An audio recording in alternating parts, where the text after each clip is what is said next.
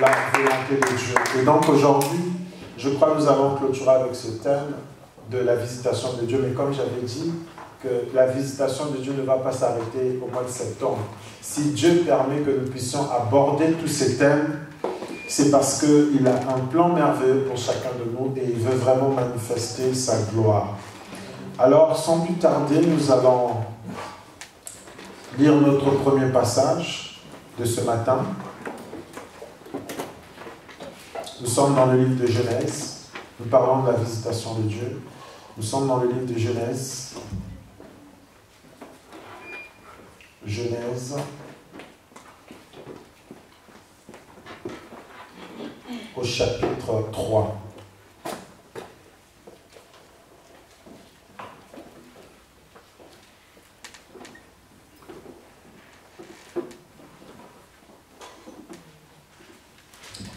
Nous sommes dans le livre de Genèse, chapitre 3, et nous allons lire à partir du verset 8. C'est le premier passage que nous allons lire, mais nous allons vraiment demeurer dans Genèse parce que Dieu a de grandes choses à nous dire. Alors nous parlons de la visitation de Dieu. Donc Genèse, chapitre 3, verset 8, la Bible dit « Alors, ils entendirent la voix de l'Éternel, Dieu, qui parcourait le jardin vers la brise du soir. L'homme et sa femme allèrent se cacher devant l'Éternel Dieu parmi les arbres du jardin. » Je reprends la lecture. « Alors, ils entendirent la voix de l'Éternel qui parcourait le jardin avec la brise du soir. L'homme et sa femme allèrent se cacher devant l'Éternel Dieu parmi les arbres du jardin. » Acclamons la parole de Dieu.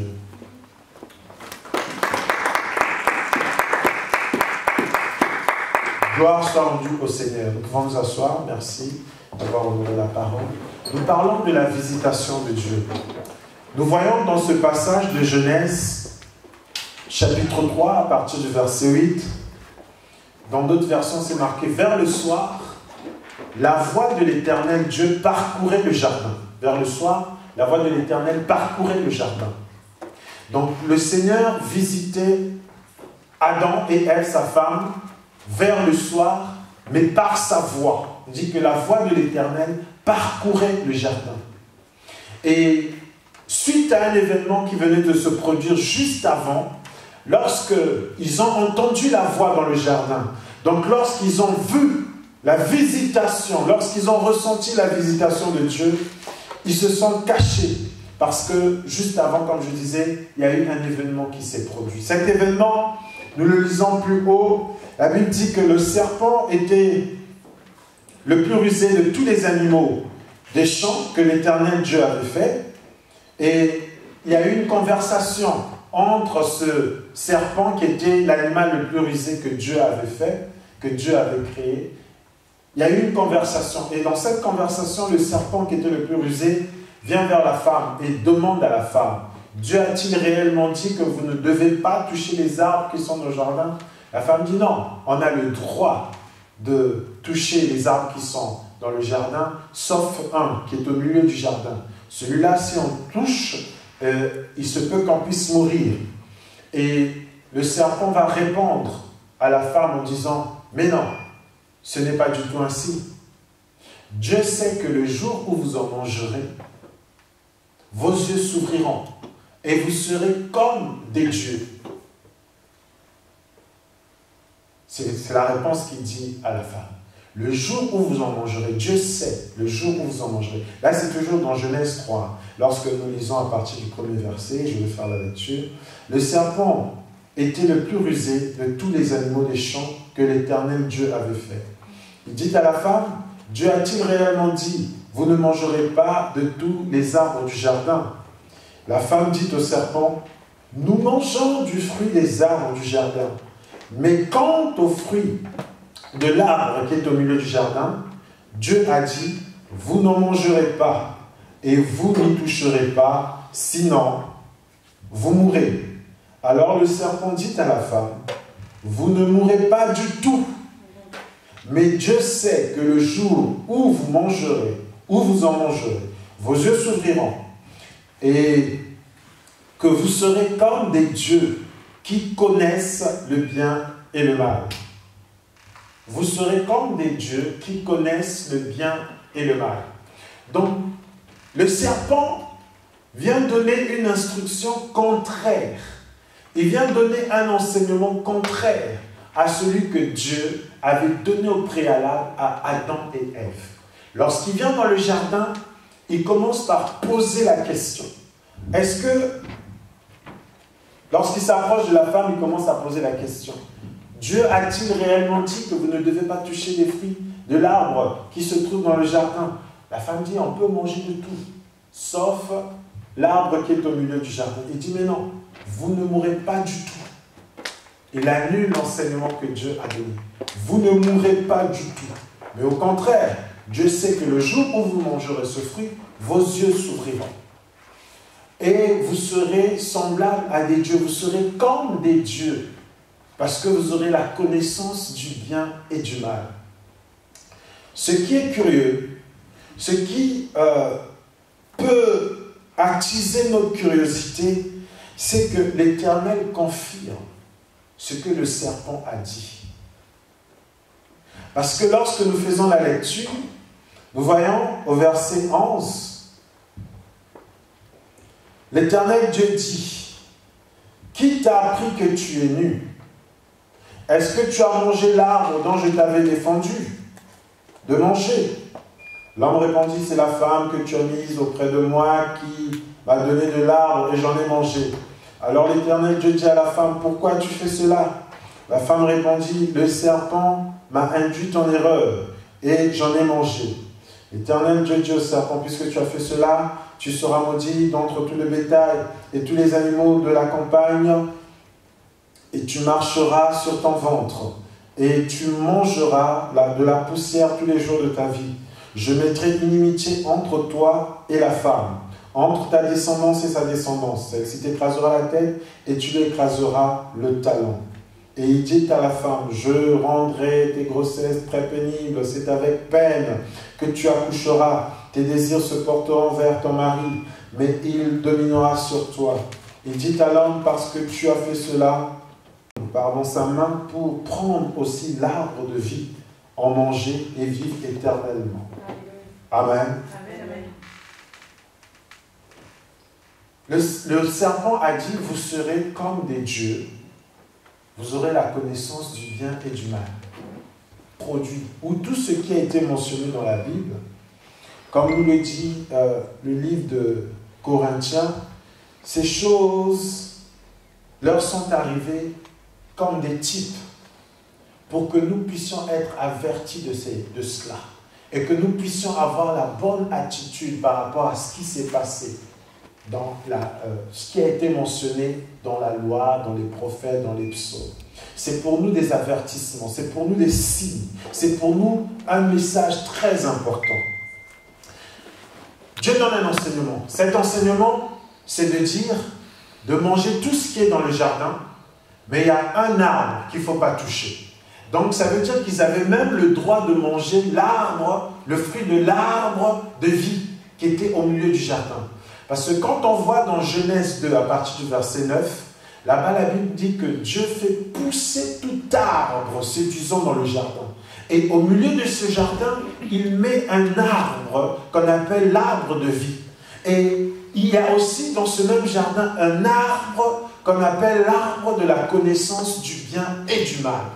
Donc Dieu, après avoir fait apparaître tous ces arbres qui existent, il a mis dans ce même jardin deux arbres. Un qui est l'arbre de la vie et l'autre qui est l'arbre de la connaissance du bien et du mal. Donc Dieu donne un enseignement à Adam. Et cet enseignement, Adam le transmet aussi à Ève. Cet enseignement est de dire que vous pouvez tout manger, vous pouvez tout faire. Mais il y a un arbre dont vous ne pouvez pas toucher. Cet arbre, si vous le touchez, vous allez mourir. Et Dieu, dans sa souveraineté, il cache volontairement une information à l'homme. Il ne dit pas à l'homme que le jour où vous en mangerez, vos yeux vont s'ouvrir. Dieu cache cette information. La Bible dit dans le livre de Proverbes que la gloire de Dieu, c'est de cacher les choses. Et la gloire des rois, c'est de sonder ces choses, ces mystères. Dieu, dans sa souveraineté, dans sa gloire, a volontairement caché des choses à l'homme qui fait la différence entre lui et les hommes. Mais il dit que la gloire des hommes, c'est de sonder ces choses. Donc Dieu a volontairement caché des choses aux hommes, mais en ce qui concerne Adam et Ève dans le jardin, l'information qu'eux n'avaient pas, le serpent l'avait. Le serpent avait cette information. Le serpent avait l'information selon laquelle s'ils mangent ce fruit, non seulement ils mourront, mais leurs yeux vont s'ouvrir. Alors, comme il est rusé, qu'est-ce qu'il a fait?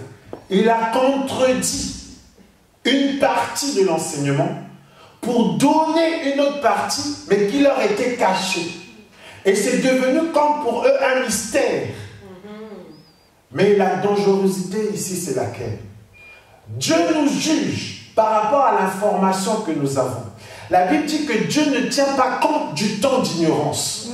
C'est pour cela, lorsque la parole t'est prêchée, lorsque tu as écouté la parole, Dieu te traite maintenant comme étant responsable par rapport aux actes que tu poses.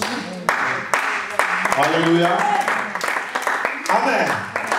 C'est-à-dire que lorsque quelqu'un est ignorant, comme la Bible dit, lorsque la loi n'est pas encore arrivée, le péché n'avait pas sa puissance.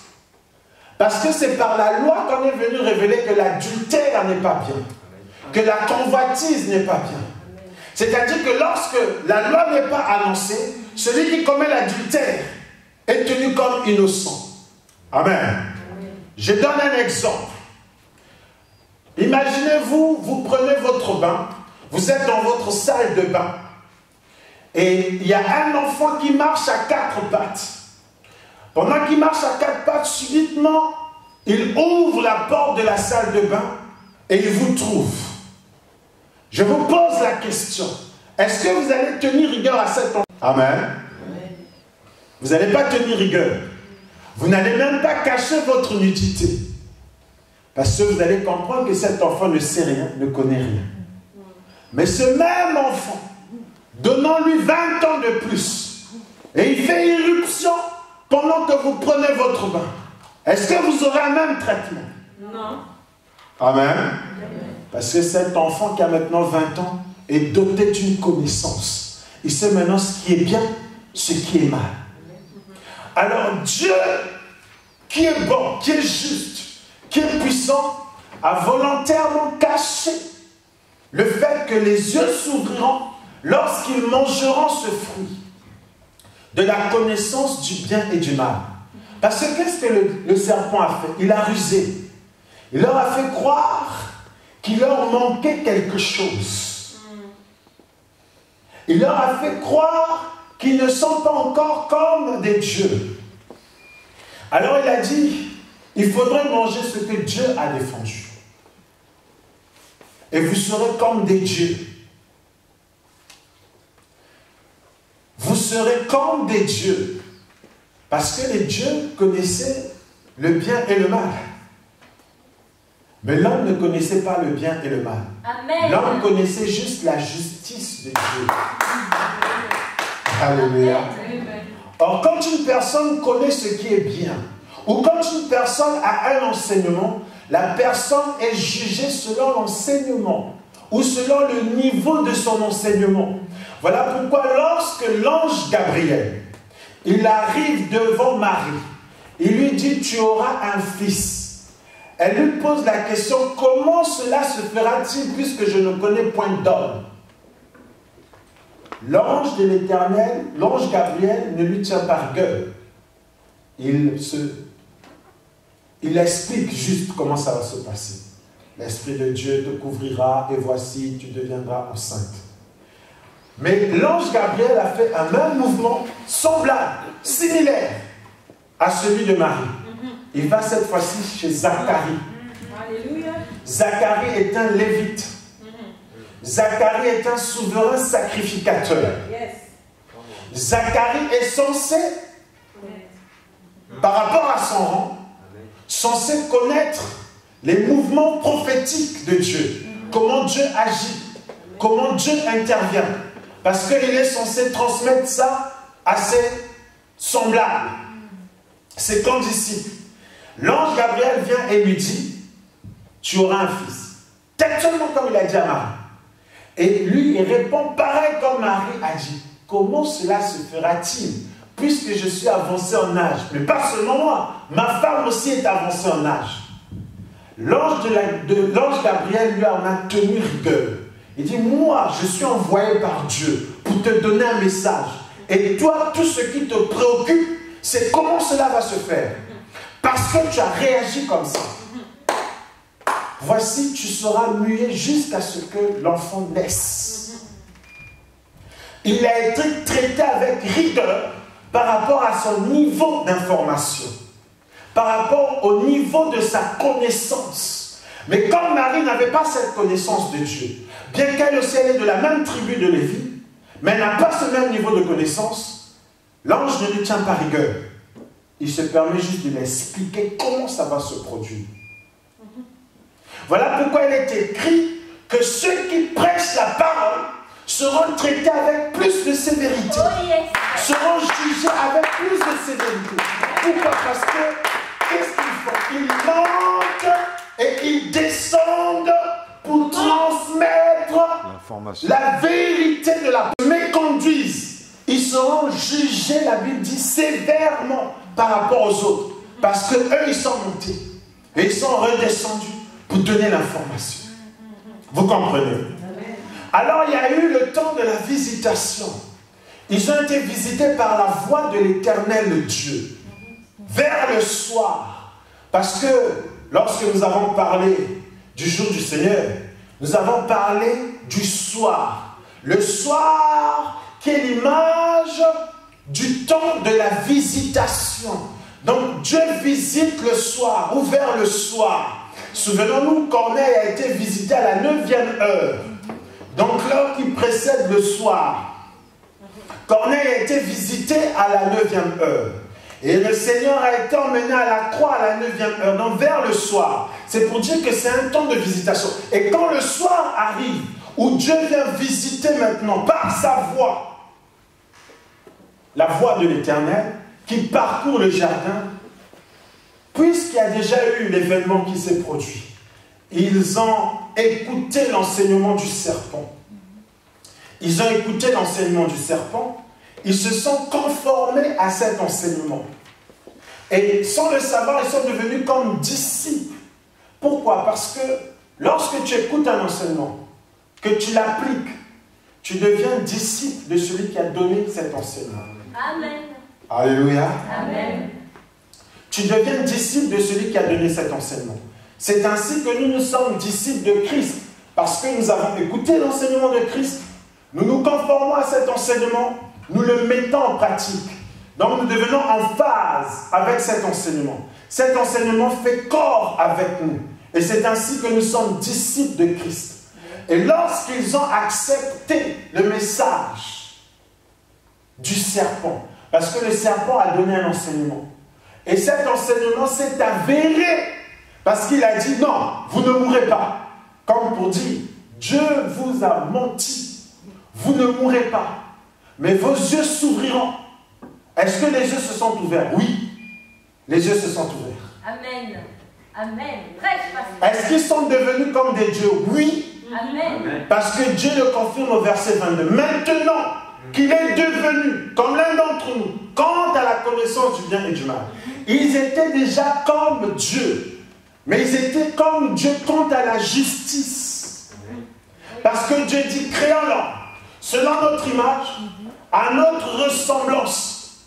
Mais Dieu leur a donné sa justice. Dieu les a créés, Dieu les a formés selon sa justice. Pas selon le domaine de la connaissance du bien et du mal. Donc s'il devait être jugé, il devait être jugé par rapport à la justice de Dieu. Et non quant à la connaissance du bien et du mal, que Dieu avait volontairement caché. Il y a des choses que Dieu a volontairement cachées à ses enfants. Amen. Alléluia. Amen. Amen. Amen. il y a des choses qu'il a volontairement cachées à ses enfants. Parce que vous savez, le mouvement qui s'est produit dans le jardin, il a toujours lieu jusqu'à présent. Amen. Qu'est-ce qui se passe, bien-aimés? Nous sommes comme dans ce jardin. Parce que souvenons-nous, la Bible dit dans le livre de Matthieu chapitre 13, le champ dans lequel le blé a été semé et l'ivraie a été semé. Ce même mouvement jusqu'aujourd'hui. Parce que Dieu a caché des choses. Et il a révélé certaines choses. Parce qu'il estime que ça, c'est bien pour nous. Amen. Mais qu'est-ce que le diable fait? Au travers de l'enseignement du serpent.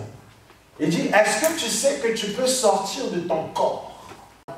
Un monsieur, un voisin à moi, qui était dans Éconcar. Il dit, vous les chrétiens, vous ne connaissez pas certaines choses. Vous parlez de Jésus, mais vous n'êtes pas puissants.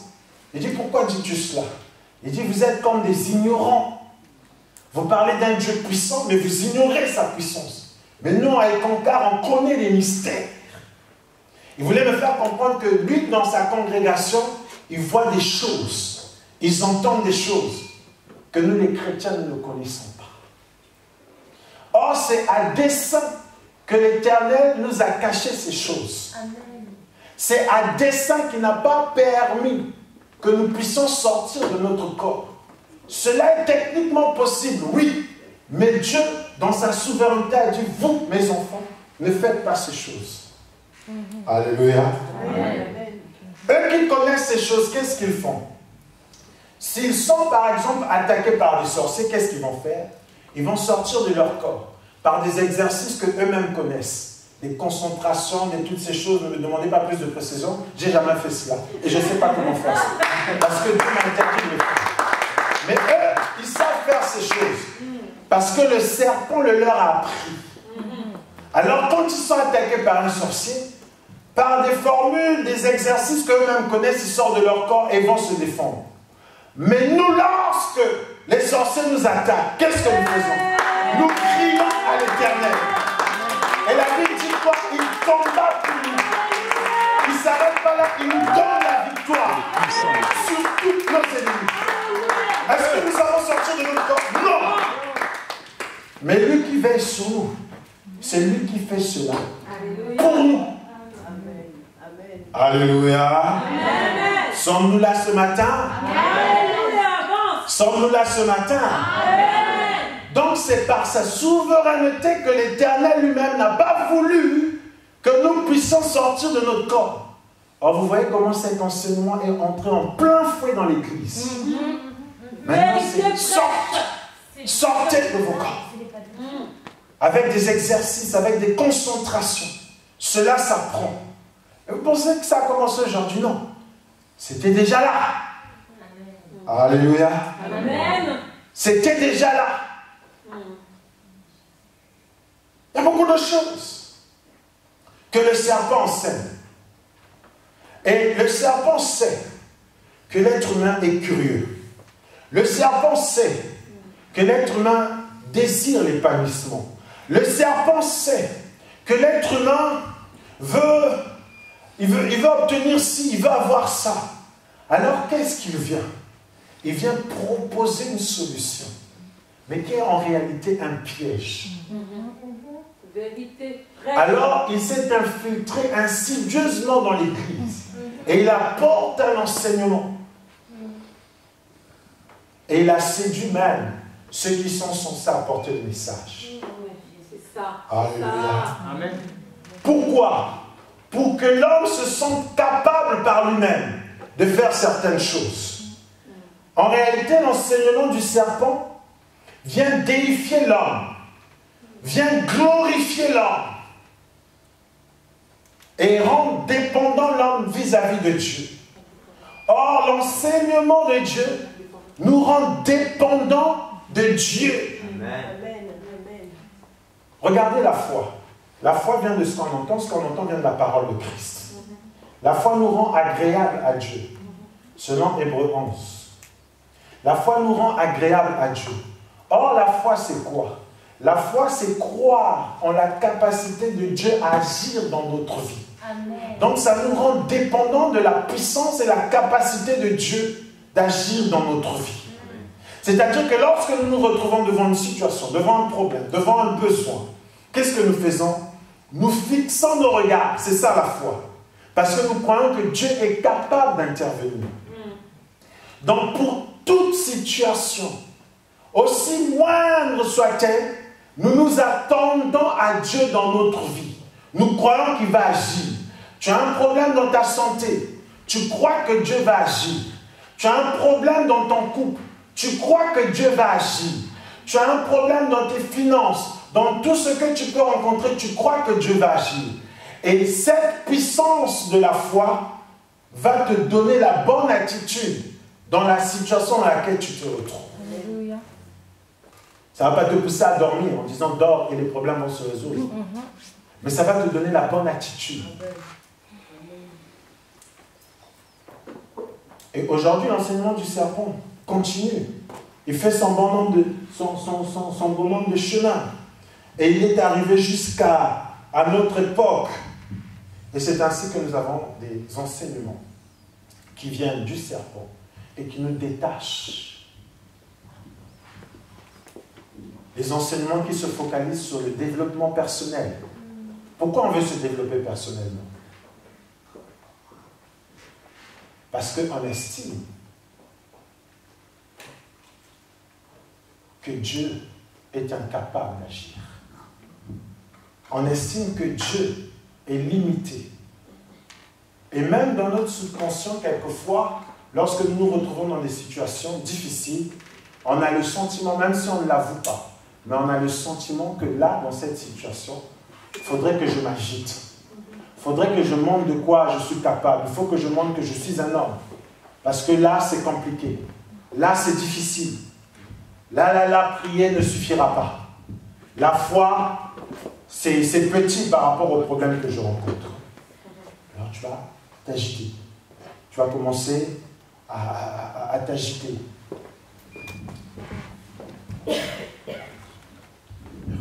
Tu vas commencer à t'agiter. Parce que tu vas te dire que là, la foi ne pourra rien faire. Tu vas commencer à dire que là, la foi ne pourra rien faire. Alors tu vas commencer à chercher ta propre solution.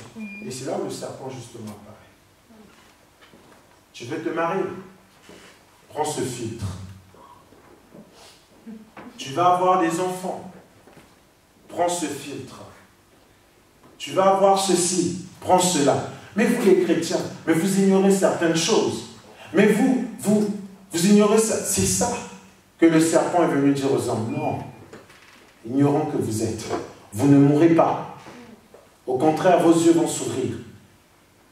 Et quand tes yeux s'ouvrent face à la réalité et non à la vérité. Amen. Quand tes yeux s'ouvrent, vous savez, tous ceux qui sont dans des organisations secrètes, en aussi grand nombre qu'elles existent, ils ont le sentiment d'avoir une connaissance inouïe. Ils ont le sentiment, tu vois, ceux qui s'appellent les Illuminati, ils ont le sentiment d'être éclairés, de connaître des choses puissantes. Et quand ils nous regardent, ils se moquent de nous, ils nous méprisent. Parce qu'ils se disent, nous sommes comme des aveugles. On ne connaît rien, on ne sait rien, on est nuls. Ça, c'est selon eux. Et le serpent a fait pareil. Le diable. Il dit, vous ne mourrez pas, mais vos yeux s'ouvriront. La Bible dit, dans 1 Timothée, que nous allons lire, 1 Timothée, nous sommes toujours dans la visitation, ne vous inquiétez pas, c'est la visitation. Nous sommes visités par la voix de l'Éternel, car nous sommes dans la brise du soir, nous sommes vers le soir, et c'est merveilleux, le Seigneur est avec nous. Nous sommes donc dans le livre de Timothée, 1 Timothée, chapitre 4, La Bible dit ceci au verset 1. Je pensais qu'on allait honorer les Écritures.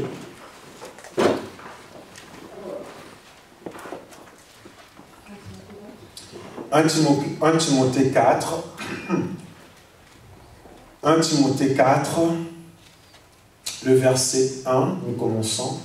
Mais l'Esprit dit expressement que dans les derniers temps, quelques-uns abandonneront quoi? La foi. Pourquoi? Pour s'attacher à des esprits comment? Séducteurs et à des doctrines de quoi? De démons, par l'hypocrisie de faux docteurs, marqués au fer rouge dans leur propre conscience. Nous nous arrêtons là. Amen. Nous pouvons nous asseoir. La Bible dit que dans les derniers temps, quelques-uns feront quoi? Abandonneront la foi. Comme je vous disais tout à l'heure, la foi nous rend dépendants vis-à-vis de Dieu, vis-à-vis de notre Seigneur Jésus-Christ. Mais dans les derniers temps, c'est pas depuis 10 ans, dans les derniers temps, ça fait un moment déjà. Au moment où Christ était là, c'est déjà les derniers temps. Et dans les derniers temps, quelques-uns abandonneront quoi? La foi pour s'attacher à des doctrines. C'est déjà les esprits séducteurs. Les esprits séducteurs. Lorsque la voix de l'Éternel, pendant la visitation, au soir, la voix de l'Éternel parcourait le jardin et n'a pas trouvé l'homme à l'endroit où il doit être visité. Parce que dès le départ, nous avons dit, la visitation est liée à l'endroit où tu te trouves, où Dieu te bénit. Il y en a qui cherchent la solution n'importe où, n'importe comment, croyant qu'elle est là ou là-bas. La voix de l'Éternel arrive, Adam n'est pas là où il est. Pourquoi il s'est caché? Où es-tu? Pose la question. Il dit, je me suis caché en entendant ta voix. Donc maintenant, lorsque les gens entendent la voix de Dieu, ils se cachent. Et lorsqu'il dit, pourquoi te caches? As-tu mangé? Il dit, oui, la femme que tu as mise à côté de moi m'a donné ce fruit défendu. Il dit, la femme, pourquoi as-tu fait cela? Il dit, le serpent m'a séduit, esprit séducteur. Ils se sont détachés de la foi. Ils se sont attachés à l'enseignement des esprits séducteurs, à des doctrines de démons. Alléluia. À des doctrines de démons.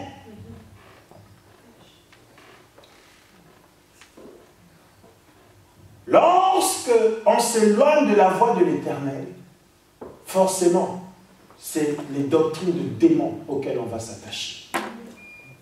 Des doctrines de démons. Ces doctrines de démons viennent par des esprits séducteurs. Ces esprits séducteurs entrent à l'intérieur de ce qu'on appelle les faux docteurs et les faux prophètes qui enseignent certaines choses. Parce que le serpent a donné un enseignement. Le serpent a donné un enseignement. C'était un enseignement que le serpent avait donné. Et cet enseignement était contraire. Vous voyez, bien aimés dans le Seigneur, lorsque vous allez chez les faux prophètes, ils vont vous dire des choses qui peuvent s'avérer, qui peuvent être avérées. Dis, voici dans ta famille ceci, cela. C'est avéré. Tu vérifies, c'est ça. Peut te dire quel âge tu as. Peut te dire d'où tu viens. On peut te dire des choses. Et c'est avéré.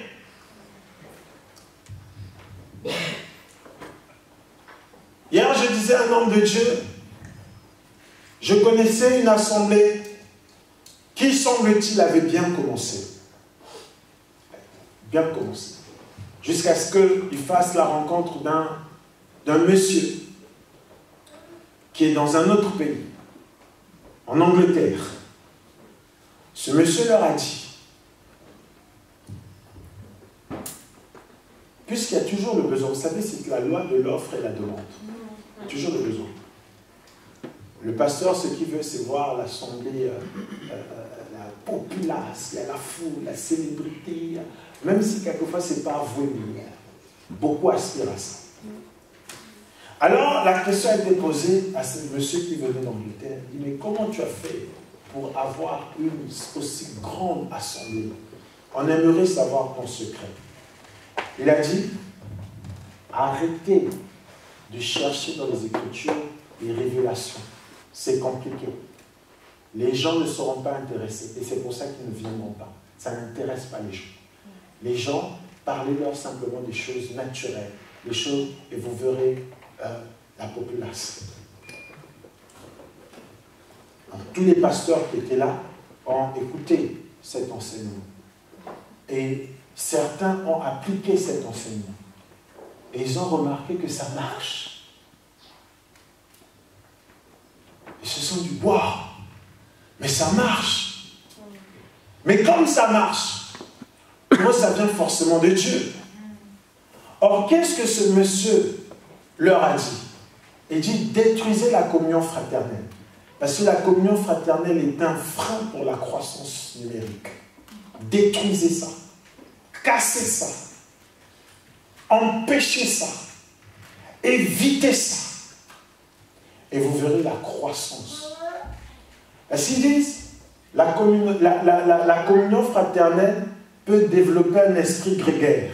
C'est-à-dire, vous voyez ici par exemple, nous sommes, il y a plusieurs nationalités représentées. Ivoiriens, Camerounais, Gabonais, Congolais, Brazza, Congolais, Kinshasa. Alors,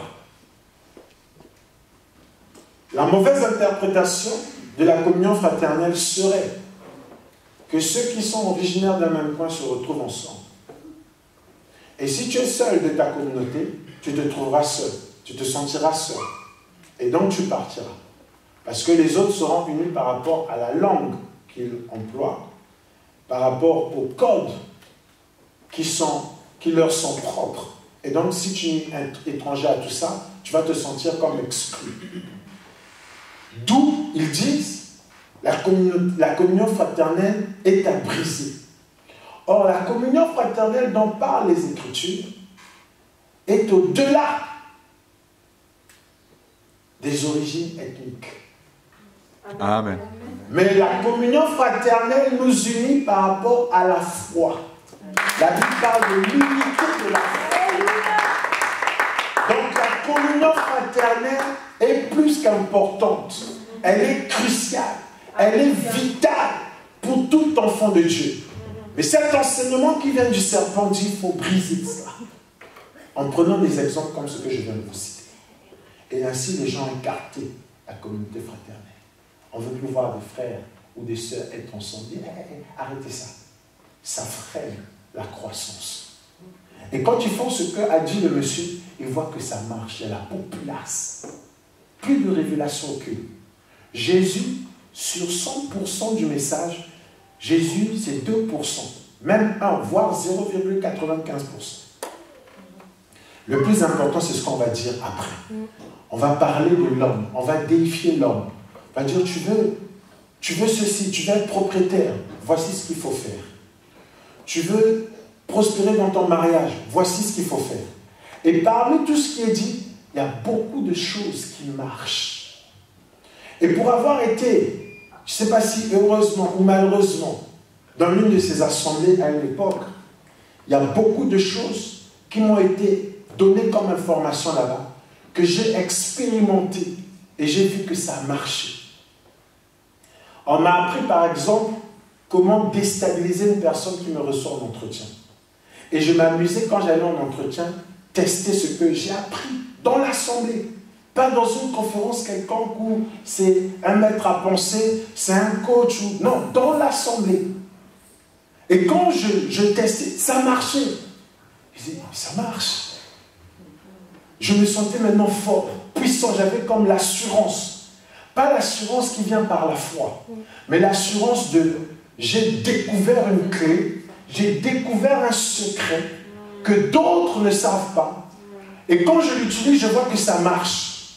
J'ai déstabilisé plusieurs personnes comme ça qui me prenaient en entretien. Je dis, waouh, mais ça, je ne vous dirai pas ça. Parce que ça ne vient pas de Dieu, c'est pas de Dieu, c'est le serpent.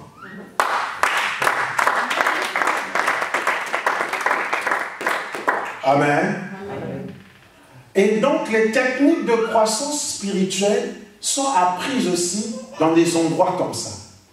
Et quand tu les appliques, curieusement, ça marche. C'est-à-dire, en quelques mois, tu peux avoir, en moins d'1 an, tu peux avoir une grande assemblée. Sauf qu'on a écarté tout ce qui est de Dieu. Et on a mis tout ce qui vient du serpent. Quand le serpent a dit « vos yeux s'ouvriront », les yeux se sont ouverts. Quand le serpent a dit « vous serez comme des dieux », quant à la connaissance, vous voyez, il n'a pas dit tout simplement « vous serez comme des dieux », il dit « quant à la connaissance du bien et du mal ». Dieu sait que vous serez comme ça. Mais Dieu aussi savait. Mais il avait volontairement caché ça à ses enfants. Parce qu'il ne voulait pas qu'ils soient jugés par rapport à la connaissance du bien et du mal. Alléluia. Amen. Donc, on t'apprend même des techniques pour la croissance numérique de l'Église. Et quand tu mets ça en pratique, ça marche. Mais comme ça marche, ça devient ça, la vérité. Et lorsque tu adhères à cela, parce que ça marche, tu deviens disciple du serpent. Vérité. Ce n'est pas tout ce qui marche ou tout ce qui semble réel qui vient de Dieu. Non. Non. Or, quand tu es dans l'enseignement du serpent, au moment de la visitation de Dieu, qu'est-ce que tu vas faire? Tu vas te cacher. Donc, tu ne vas pas vivre la visitation de Dieu, tu vas te cacher. Alléluia.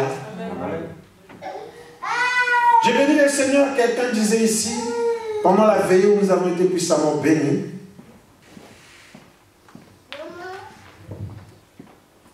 que nous avons chassé Jésus-Christ de nos assemblées. Nous avons chassé Jésus de nos assemblées, nous l'avons chassé. Parce qu'il ne nous convient pas. On veut des trucs vite faits, bien faits. Selon nous, on veut manger. Et comme on veut manger, pasteur, tu dis quoi? Nous, on veut manger. Ce que tu dis, c'est bien beau, mais nous, on veut manger. On croupit dans la misère. Pasteur, ce que tu dis, c'est bien beau, mais il y a la misère qui est là. Qu'est-ce que tu dis? Pasteur, on veut se marier. Ce que tu dis, c'est bien beau. Mais la réalité est là, on est célibataire. Et les années ne se sont pas stagnées pour autant. Elles continuent à avancer. Et l'âge avec, tu dis quoi? Alors il y a un besoin.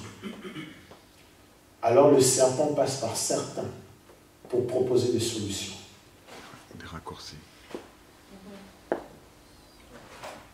Et vous verrez, les thèmes, voici comment attirer le regard de l'homme sur toi, dans l'église. Oui. Et quand vous verrez, c'est bondé, il y a du monde. Parce que le besoin est là.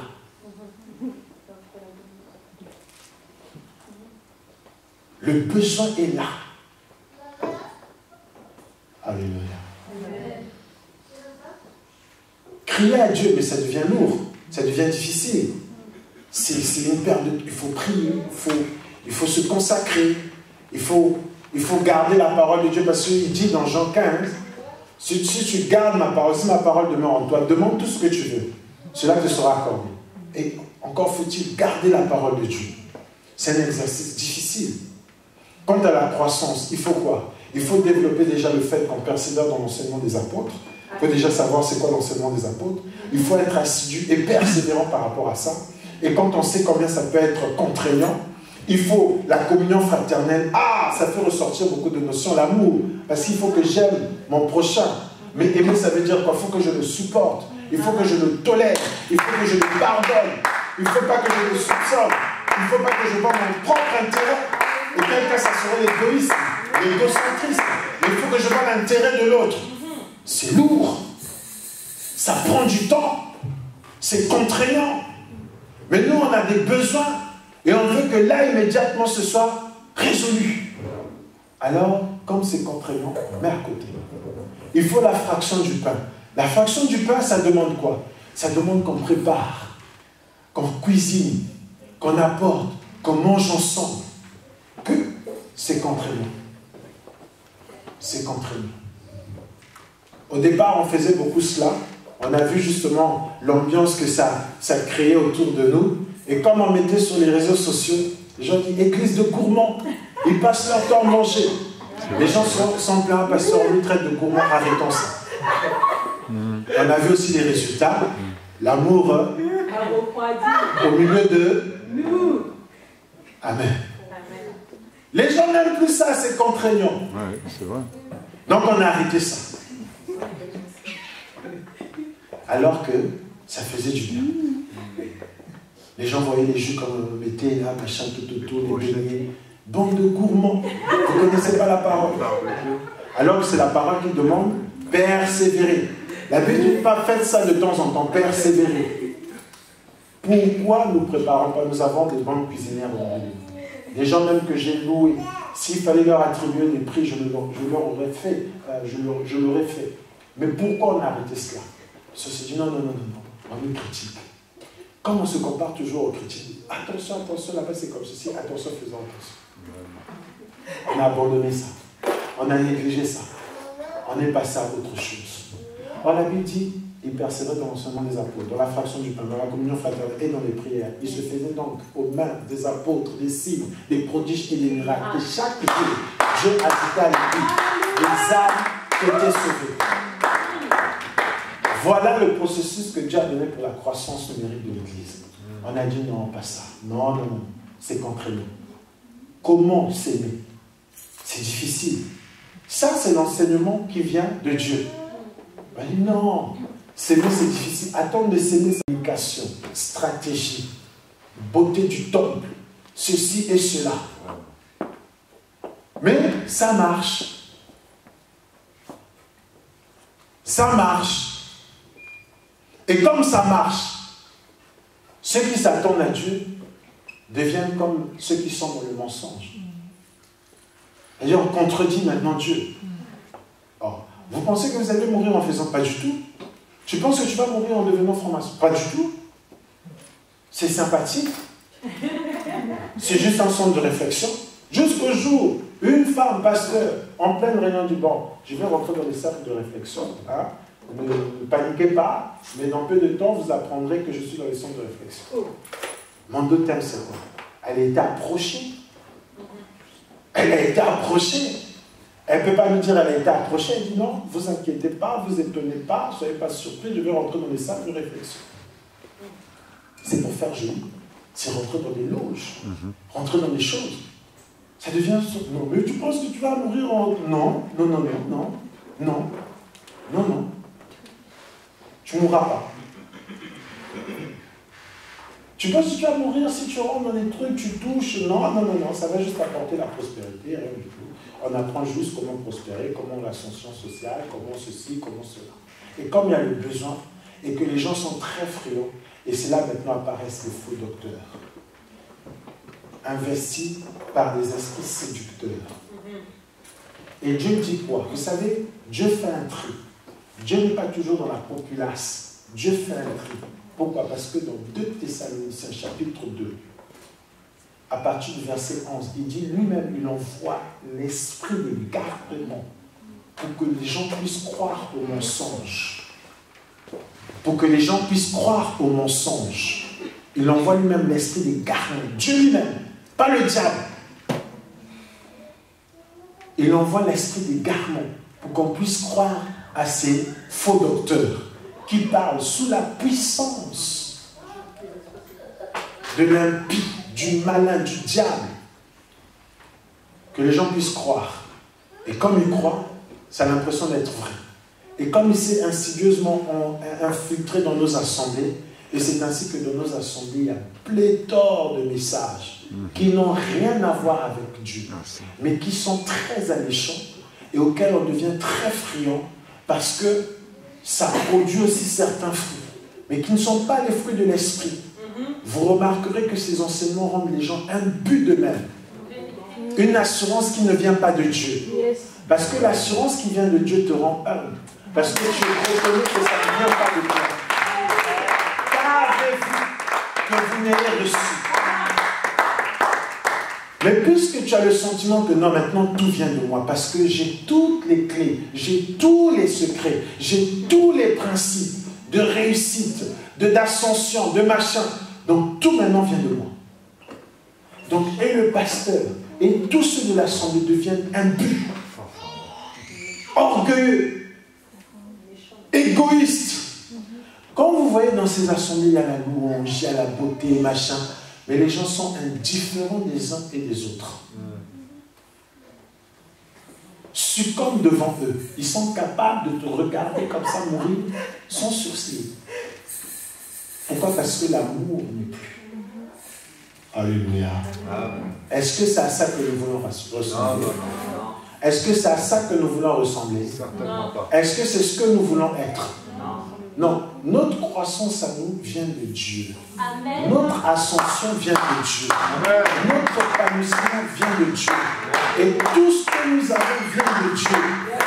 Et la Bible dit que la bénédiction de l'Éternel enrichit. Amen. Et ne se fait suivre d'aucun chagrin. Or, quand ta croissance vient de ces choses, mais bien aimé, tu ne dors pas. Yes. Quand ta croissance vient du fait que tu as monté les uns contre les autres, tu ne dors pas parce que tu te sais sur un siège éjectable. Donc tu es vigilant. Et c'est des assemblées où le pasteur est comme un inspecteur de police. Oh, yes. Où il a mis chacun aux trousses de chacun. Donc tu surveilles l'un, l'autre aussi te surveille. Tu l'appelles, il te met sur écoute. Et toi-même aussi tu es sur écoute. Amen. Les gens sont, même ici en région parisienne, ceux qui m'écoutent, ils savent qu'ils sont dans ces choses. Amen. Bref, la vérité. Pas longtemps, une soeur m'a appelé, elle est dans une assemblée de la place. Non, pasteur, viens, j'ai été mis sur écoute, mon histoire est difficile. J'ai dit, tu t'es fait prendre. Hein? Ah, malin, oui, tu t'es fait prendre dans ton propre jeu. Et réglez ça là-bas. Alléluia. Non, pasteur, viens témoigner. Est-ce que tu ne peux pas dire aux frères de venir témoigner? Il dit, réglez ça là-bas. Vous êtes devenus comme dans la politique. C'est sa vérité. Brèche. Vous vous espionnez, vous. Et c'est volontaire. C'est le pasteur qui veut ça. Et j'ai dit, appelle-le, mais mets-le sur écoute pour sonder ce qu'il va dire. Ah, mais l'église, je suis déçu, le pasteur, ce qu'il avait dit, tu es mis sur écoute. Et le jour où le pasteur t'appelle, ah, mais toi, tu es. Non, c'est pas ta voix. C'est ça. Mais comme les gens aiment les tortionnaires, les gens sont comme tous frappés du syndrome de Stockholm. C'est-à-dire qu'ils affectionnent leur bourreau. C'est ça. Ils vont là-bas. En courant. Oui. En volant même. Il leur a été donné des ailes pour aller dans ces lieux-là. Là, on les torture. Là, on les espionne. Malheureux. Là où tu as la parole qui va te faire croître. Non, pas question. C'est abstrait. Moi, je veux quelque chose de concret. Oh yes. Je veux lundi matin avoir du pain, du ceci, de cela. Mais ce n'est pas tout pain qui vient de Dieu. Amen. Ce n'est pas tout pain qui vient de Dieu. Il faut manger le pain. Lorsque tu le manges, tu n'as plus soif, tu n'as plus faim. Alléluia. Quelqu'un pensait que lorsqu'il va avoir une grande maison, il sera stable. Il est rentré dans la grande maison, les problèmes vont continuer. Quelqu'un qui pensait que lorsqu'il sera marié, la joie sera tous les jours. S'est rendu compte qu'avant, quand elle était mieux qu'avant. Quelqu'un qui pensait que lorsqu'il aura des enfants, sera dans la joie en voyant ses enfants. On dit là maintenant des problèmes, convoqué à l'école, ceci, cela, votre fils, votre fille, des problèmes qu'il n'avait pas avant. Mais pourtant, il pensait que ce qui allait rendre joie. J'ai dit à une sœur, dis non, je suis fatigué, ma sœur. Ma situation ne change pas, toujours pas de papier, toujours pas de ceci. J'ai dit, sois déjà dans la joie avant d'avoir ces choses. Amen. Amen. Alléluia. Amen. N'attendons pas d'être mariés, d'avoir des enfants, d'avoir ceci, d'avoir pour être dans la joie. Amen. Ça va à Dieu Dieu t'a tiré des ténèbres pour t'emmener dans son admirable lumière. Je dis, c'est le plus grand miracle. C'est le plus grand miracle. Tu étais dans les ténèbres. Pourquoi c'est un miracle? Parce que lorsque tu es dans les ténèbres, dans les chaînes des ténèbres, tu ne peux pas te délivrer toi-même. Oh yes, vérité. Non. Ni ta force, ni ta sagesse, ni ton intelligence. Aucun principe, aucun secret ne peut te délivrer des chaînes des ténèbres. Donc quand tu y es, tu es donc voué à la perdition. C'est fini pour toi. Alors, lorsque dans sa souveraineté, dans son amour, dans sa grâce, le Seigneur te sort des ténèbres et t'emmène dans son admirable lumière, c'est le plus grand miracle. Et par rapport à ça, notre joie doit être perpétuelle. Notre joie ne doit plus s'arrêter. Et notre adoration ne doit plus s'arrêter. Je n'ai pas le travail, mais souviens-toi que tu as été sorti des ténèbres pour l'admirable lumière. Je ne suis pas encore marié, mais souviens-toi que tu as été sorti des ténèbres pour... Je n'ai pas encore d'enfant, mais souviens-toi que tu as été sorti des ténèbres pour l'admirable lumière. Sois dans la joie. Et cette joie-là, la présence de Dieu continuelle sur toi.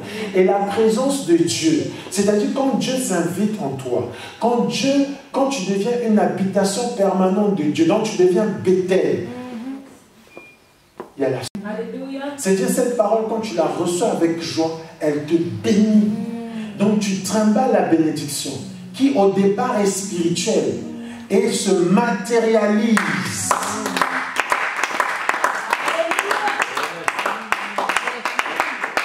Donc on n'a pas besoin de faire l'inverse. Chercher la bénédiction sans la parole, auquel cas ça sera une bénédiction qui est suivie de beaucoup de chagrin et qui n'enrichit pas. Alléluia. Amen. Qui n'enrichit pas. Or la bénédiction de l'Éternel, la Bible dit, elle enrichit. Les faux pasteurs et les faux prophètes qui ont en eux la marque rouge, donc ils sont voués à la perdition. Voilà pourquoi le diable s'invite à eux. Parce qu'il voit en eux des brèches. Il voit en eux ce qui est à lui. Et il s'invite et ils enseignent toutes sortes de choses séduisantes. Je disais à un homme de Dieu, excusez-moi, je disais à un homme de Dieu, c'est à croire qu'il faut vraiment être dans la grâce pour s'apercevoir du vrai, du faux. Parce que à l'œil nu comme ça, c'est pas possible. Puisque ça marche, puisque c'est beau, et puisqu'on entend aussi quelquefois Jésus, Dieu, vous allez voir quand on va aborder la volonté de Dieu. Et vous allez voir au mois de novembre, je peux même vous dire, c'est plein de secrets, pour vous qui êtes là, c'est une grâce. Le mois d'octobre, comme j'ai dit la volonté de Dieu, le mois de novembre, c'est la voix de Dieu. Le mois de décembre, c'est le nom de Dieu. Bien aimés, nous avons été visités. Que quelqu'un dise, nous sommes visités. Alléluia. Regardez comment Dieu nous parle. Jusqu'au mois de décembre, Dieu a déjà parlé, frère. Alléluia. Amen. Volonté de Dieu. Vous allez voir ce qui va être dit. La voix de Dieu, vous allez entendre ce qui va être dit. Il dit, toi, puisque tu as écouté la voix de ta femme, donc tu n'as plus écouté ma voix. Parce que lorsqu'il a s'agit d'écouter la voix de la femme, qui elle-même a été séduite par le serpent, la femme est devenue comme un enseignant. Elle a une voix. Je suis la voix de celui qui crie dans le désert. Alléluia. La femme est devenue comme un enseignant. Elle a donné un enseignement à son mari. Voilà, c'est ce qu'on doit faire. Il a accepté l'enseignement. Et maintenant, quand la voix de l'Éternel, l'enseignement de Dieu est arrivé, il s'est caché. Alléluia. Amen. Maintenant, quand les gens entendent la voix de Dieu, ils se cachent. Il dit, puisque tu as écouté la voix de ta femme, voici, le sol sera maudit à cause de toi. Il va te produire des ronces, des chardons. C'est avec peine que tu vas manger le fruit de ce sol-là. Et c'est par la sueur de ton front que tu vas manger le pain. Parce que tu as écouté un autre enseignement que le mien. Alléluia. Parce que le soir, la voix de l'Éternel parcourt où nous sommes. Ceux qui sont conformes à la voix de l'Éternel vont célébrer Dieu par rapport à la visitation. Ceux qui sont séduits par la voix de la femme vont se cacher. Et quand je parle de la voix de la femme, non, je ne parle pas du genre, excusez-moi, je ne parle pas du genre. Parce qu'après, tu vas regarder une femme, elle dit non, non, non, non, tais-toi, sinon, à cause de toi, je serai maudit. Je ne parle pas de ça, c'est un mouvement prophétique. La Bible dit, c'est des types pour que nous soyons avertis. Merci. C'est des types pour que nous soyons avertis. Je ne parle pas de ce la Bible dit, en réalité, l'homme, c'est l'esprit. Yes. Et Dieu témoigne à notre esprit que nous sommes enfants de Dieu. Yes. Amen. Et le pain, c'est pour qui? C'est pour les enfants. Les enfants. Mais le pain, là, c'est quoi? C'est la parole. Parole. Nous la mangeons, nous la regurgitons, c'est la parole. Amen. Amen. Donc, il n'y a pas de débat dessus. J'ai vu des gens sur Internet avec un certain docteur. Il a la flétrissure, frère. Il est marqué au fer rouge. C'est Dieu. Amen. Quand on croit avoir la révélation, ils se sont rendus compte qu'ils étaient nus. Amen. Le bébé ne se rend pas compte qu'il est nu. Et quand il voit les autres nus, il ne se rend pas compte qu'eux aussi sont nus. Amen. Et c'est ainsi que les gens n'ont pas peur lorsqu'un bébé les découvre. Mais s'ils savent qu'il est dans la justice, il n'est pas dans la connaissance du bien et du mal. Amen. Il y a certains parents qui n'hésitent pas. Mais lorsque tu connais les choses, c'est plus pareil. Vous comprenez? Amen. Est-ce que nous comprenons ces choses? Amen. Et parce que tu écoutais la voix de ta femme, voici ce qui va t'arriver. La voix de Dieu a parlé. La voix de la femme a parlé. Mais la femme, avant de parler, elle a été séduite par le serpent. Et le serpent était le plus rusé des animaux que Dieu avait formés. Et cet animal, qui est le serpent, avait des informations que les enfants de Dieu n'avaient pas. Qui lui a dit que les yeux s'ouvriront? Qui lui a enseigné ça? C'est Dieu lui-même qui a permis qu'il le sache. Et regardez sa sentence, elle a été différente. Alléluia. Elle a été différente. Il dit, tu es maudit, je te maudis. Adam a dit, le sol sera maudit à cause de toi. Mais on n'a pas maudit directement. On a dit, c'est le sol qui sera maudit, c'est le sol. Alléluia. Donc tu vois, le niveau du jugement de Dieu est différent par rapport à la connaissance. Il avait lui-même voulu que le serpent se fasse prendre dans son propre piège. Parce que le serpent connaissait les choses. Ceux qui connaissent des choses, ceux qui vont dans l'invisible, ceux qui sortent de leur corps, ou ceux qui découvrent des secrets dans des organisations secrètes, où on te dit, viens voir comment le monde fonctionne, viens voir, on t'apprend des trucs. Et on introduit ça dans l'Église par des formes d'enseignement, la pensée positive, le sophisme, ceci et cela. Ça, les gens, ça paraît nouveau. Ce n'est pas nouveau. Déjà dans le jardin, c'était déjà là. Les yeux s'ouvrent. Voilà pourquoi le Seigneur dit dans Matthieu 20, je suis venu avec un jugement pour que ceux qui voyaient ne puissent plus voir et ceux qui étaient aveugles, qui puissent voir. Pourquoi? Parce que le Seigneur vient rétablir l'ordre des choses. Pour que nos regards soient fixés sur lui. Alléluia. C'est ce que Dieu fait pour nous, bien-aimés dans le Seigneur. Et c'est aussi ça la visitation de Dieu. La visitation de Dieu, ça n'est pas seulement dire, ah, on aura tous des 4x4. Amen. On les aura. Amen. Mais il y en a qui les ont sans être visités par Dieu. Voilà. Amen. Amen. Il y en a qui les ont sans être visités par Dieu. La visitation de Dieu, c'est d'abord la voix. On est visité par la voix. Au temps du soir, la voix parcourt le jardin. Et au temps du soir, la voix de l'Éternel est venue jusqu'à nous pour que nous puissions maintenant reconsidérer les choses. Amen. Amen. Quelqu'un me disait, ah pasteur, on a le sentiment que tes prédications aujourd'hui sont devenues. Elles étaient déjà comme ça. De regarder quelqu'un qui était frappé par le serpent est venu me séduire. J'ai dit, bon, on va mettre une parenthèse. Le temps que le peuple et les gens rigolaient, et les gens se plaignaient, et les gens... Mais bien aimé, dans le temps du soir, la visitation est là. on va ouvrir les seaux, que quelqu'un dise. Et on revient sur l'initial. On revient sur la véritable parole. Comme la sœur Grâce disait, exigez que le pain vous soit donné. Amen. Amen. Exigeant que le pain soit donné. Lamentation 4.4 dit, les enfants demandent le pain, mais personne ne leur en donne. Les gens sont affamés dans ces assemblées-là. Juste attendre ces choses. Car on risque de se cacher quand la voix de l'Éternel apparaîtra. Nous allons nous mettre debout.